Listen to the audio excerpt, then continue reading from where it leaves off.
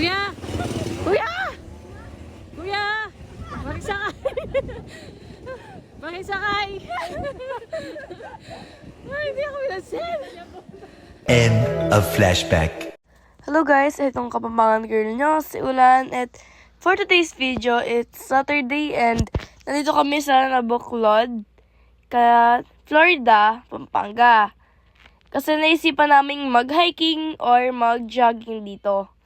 Maaga kaming umalis at mga kasama ko pala ay ako, si Mama, si Chidori, si Zach, si Tita Aya. Ay, hindi pala si Tita Aya. Si Tito Sik. And si Tita Jeng. Kaming 5. 5 ba? 6. 6 kami. Hala. Di na ako marunong magbilang. Ayan pala kami. Nauna na kami Tita Jeng Jeng. Ayan kami sa harap.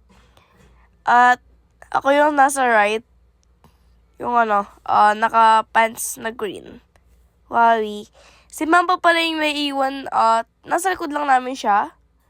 Nauna na kami kasi sakit talaga pa namin. Iniwan kami ni Tito.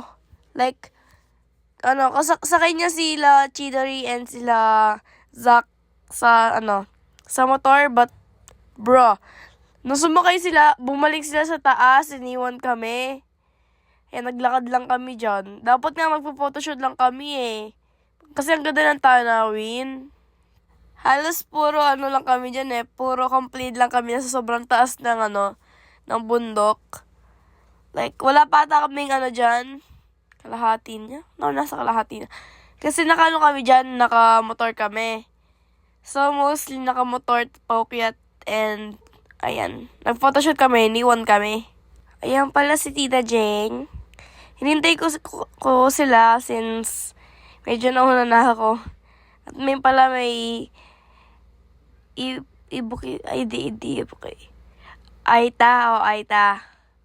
Nandun sila sa may mga puno-puno.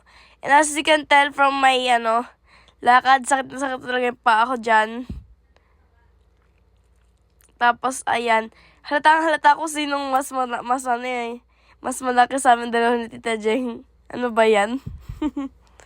Tapos pala, ayan yung moments before flashbacks. Tingnan mo naman halata na, tingnan mo. Moments before disaster. Kasi Mama, dyan parang sakit na talaga yung panya. Nagtatanong na talaga siya kung pwedeng makisakay sa mga heba. Sa mga dumadaan na Aita, kung sino man yan. Basta sasabihin niya, pasakay! May nadaanan pa nga kami mga bata, nagpapatulak siya. Tingnan mo man, in about 5, 4, 3, 2, 1. Ayan! Kuya! Kuya! Kuya! Makisakay! Makisakay! Ay, hindi ako pinansin! Hindi ako kilala. Hindi ako sinakay, guys. Suspect nakikisa kasi hindi kilala kasi masakit yung paa siya natatayin na.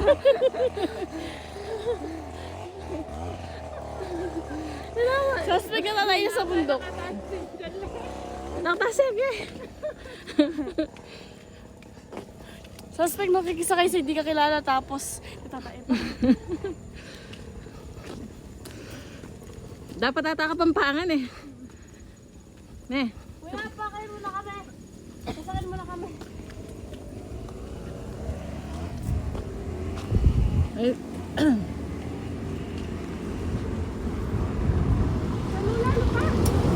Medyo boring yung dyan. Banda dyan since talagang naglakad na pala kami since talagang gusto namin madanan si Tito Sik. At ayan na siya sa wakas. Sumakay ako sa likod. Tignan mo man. Diyan ako sumakay. Tapos since nandun na si Zach, 3 kaming nakasakay dun sa likod. Tapos sumakay ako, iniwan namin sila. Hanggang dun lang. See you. Bye-bye.